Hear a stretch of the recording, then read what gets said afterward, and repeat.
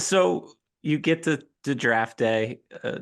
You said after maybe the first 10 you didn't know, and at the time that you got drafted, the draft was 2 days, right? It was Right. okay. Did you have an inkling that of what day it was going to be at all? Did you? So I had an inkling of second and third round. Um, Chicago was really high on me as far as like second round and calling my agent and saying second round. So, and they were coming up and they kind of, draft ebbs and flows. So it was kind of like okay, they started this run on receivers, like two receivers, three receivers picks. So I was like, all right, here's the time if you want a receiver. So I remember in the second round and Chicago was coming up and I'm like, all right, well, this is it. You know what I mean? And once again, you're sitting there. I was sitting there at home with all my friends around and stuff, and I had the little had the little flip phone, like when it was first cool, like the little flip phone that had the full keyboard though. You remember that Verizon phone? Had a Mhm. full keyboard, you could flip it.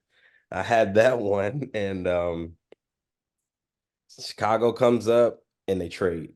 They trade back, and I don't know who they traded with. They traded with somebody, and so I'm like, dang, that was my chance for second round. I don't know. But once again, like this highs and lows. So then you're like, all right, well, they traded back to wherever they traded to, and they were like, all right, we're gonna get you in the third round. And lo and behold, so like other teams are calling, but nobody sounded as confident as Chicago. So I was like, okay, Chicago, Chicago.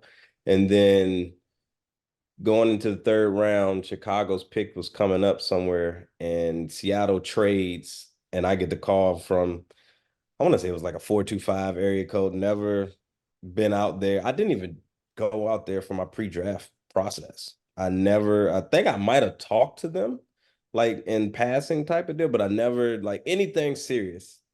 I never knew about Seattle being very interested in me and even enough to trade up in front of Chicago to get me. So that was kind of that draft story and how that came about. And this is one of those things, man. The draft is a crazy thing, man, because you'll have teams that, they don't like Seattle. They didn't want me to know, or they didn't want other teams to know that they were interested, right? Because you don't want a bidding war. And so like you'll, get drafted by a team some of the times that you barely talk to or you didn't even know was serious about you. It's such a like a mind game. What was that call like, and who was the first person, family, friends that you talked to, hugged, celebrated with? So I was with like some close friends from high school. My parents were there. And I remember it was Coach Jim Moore Jr. at the time. And he's like, are you ready to be a Seahawk?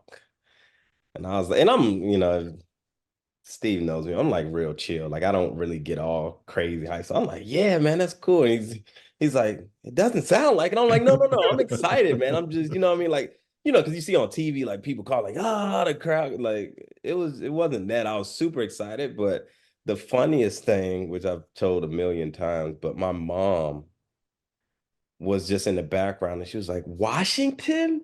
Oh my God, no, Washington. And then she's saying it loud enough where like they can hear it on the phone. I'm like, Mom, chill. But she just didn't want me to go right all the way across the coast. But it was just funny because she literally said that out loud where they could hear it in the like room where they were in on the other line. And I'm like, Mom, come on, you gotta relax.